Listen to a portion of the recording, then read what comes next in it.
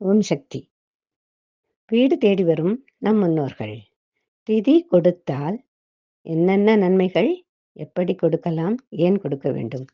இவற்றைப் பற்றி பார்க்கலாம். முன்னோர்கள் வழிபாடு எனும் பித்ருக்களை வணங்கி வழிபடும் காலமான மாலைபட்ச வழிபாட்டு நாட்கள் ஏற்கனவே தொடங்கிவிட்டது. அதாவது 8/9/2025 தொடங்கி 21/9/2025 வரையிலான இந்த 15 நாட்களும் மாலைபட்ச நாட்களாகும்.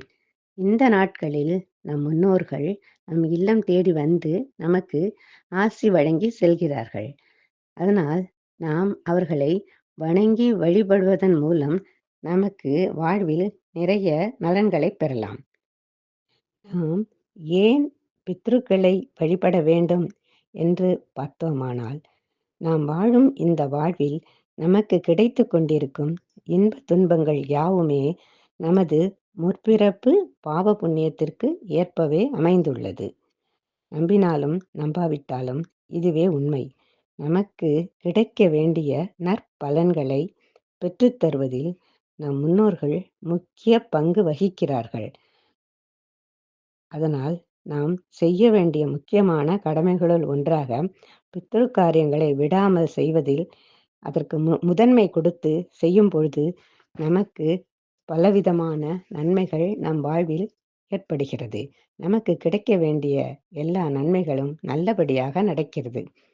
இந்த 15 நாட்களும் நாம் வீட்டை சுத்தமாக வைத்துக்கொண்டு முன்னோர்களுக்கு திதி கொடுப்பது மிகவும் நல்லது. புனித நீர்நிலைகளுக்குச் சென்று நீராடி தர்ப்பணம் செய்து முன்னோர்களை நினைத்து அவர்களின் ஆத்ம சாந்திக்காக பிரார்த்தனை செய்து நம்மால் முடிந்த அளவு தான தர்மங்களையும் செய்யலாம். இந்த நாட்களில் நாம் செய்யும் தான தர்மங்கள் நமக்கு நிறைய நற்பலன்களை கொண்டு சேர்க்கும்.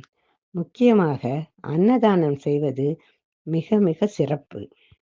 அன்னதானம் தானிய வகை தானம், அதாவது அரிசி, பருப்பு, தானிய வகைகள், காய்கறிகள், பழங்கள் மற்றும் உடைகள், போர்வை மற்றும் காலணிகள் இதை போன்று எதையாவது நாம் தானம் செய்யும் பொழுது நமக்கு வாழ்வில் நடக்க வேண்டிய நல்ல விஷயங்கள் தடங்கல்கள் நீங்கி நன்றாக நடக்கத் தொடங்கும். ஆடி அமாவாசை, தை அமாவாசை போன்று புரட்டாசி மாதத்தில் வரும் மாலை அமாவாசையும் மிக சிறப்பு வாய்ந்தது. அமாவாசை என்று தானம் செய்வது 14 ஆண்டுகள் தர்ப்பணம் செய்த பலனை கொடுக்கும். அதாவது மகாலயம் செய்யாதவனுக்கு மங்களம் உண்டாகாது என்பது ஒரு பழமொழி. பித்ரு தோஷத்தினால் பாதிக்கப்பட்டுள்ளவர்கள் இந்த மகாலய புண்ணிய காலத்தில் வீடு தேடி வரும் முன்னோர்களுக்கு தர்ப்பணம் செய்து அவர்களது ஆசியை பெற்றுக்கொள்ளும் பொழுது சுபகாரிய தடை நீங்கி வீட்டில் சுபகாரியங்கள் நடக்கத் துவங்கும். மகப்பேரின்மை, தீராத நோய்கள் எல்லாம் தீர்ந்து தோஷங்கள் நீங்கி நன்மைகள் நடைபெறும்.